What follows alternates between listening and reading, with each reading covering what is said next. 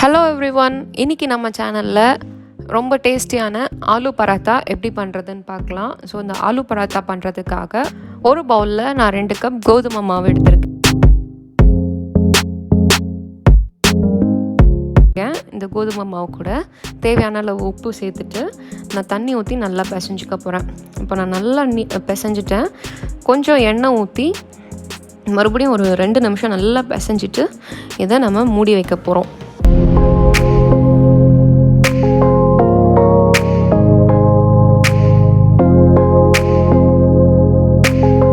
இப்போது நான் உருளைக்கிழங்கு வேக வச்சு மசிச்சு வச்சுருக்கேன். அது கூட உப்பு, மஞ்சள் தூள், மிளகாத்தூள், ஓமம், அப்புறம் ஜீரகத்தூள்,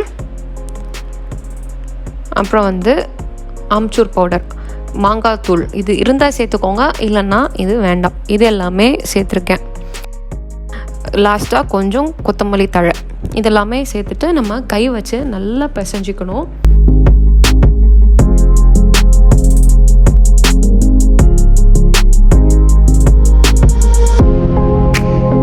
இப்போ எல்லாமே நான் நல்லா பிசைஞ்சு வச்சிட்டேன். மாவை நான் சின்ன சின்ன உருண்டைகள் ஆக்கிக்கிறேன். ஸோ அதில் இப்போ நம்ம இந்த ஸ்டஃப்பை ஃபில் பண்ணிடலாம். ஒரு மாவு எடுத்து இந்த மாதிரி ஃப்ளாட் ஆக்கிட்டு நடுவில் கொஞ்சம் குழியாக்கி நம்ம பண்ணி வச்சுருக்க ஃபில்லிங்ஸை இதில் சேர்த்துக்கலாம். நான் 1 ஸ்பூன் ஃபுல்லாக ஃபில்லிங் வச்சுட்டு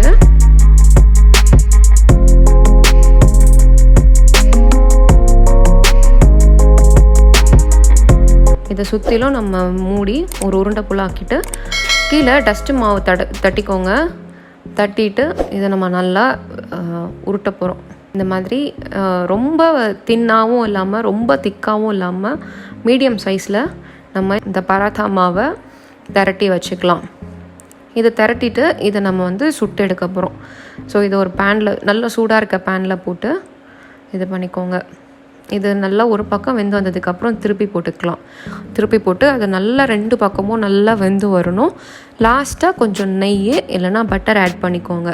இது ரொம்ப டேஸ்டியான ஒரு ஹெல்த்தியான ரெசிபி கூட. சின்ன பிள்ளைங்களுக்கு கொடுக்கலாம், பிரேக்ஃபாஸ்ட்டுக்கு கொடுக்கலாம், ஈவினிங் அவங்க ஸ்கூல் முடிச்சுட்டு வரும்போது ஸ்நாக்ஸ்க்கு கூட கொடுக்கலாம்.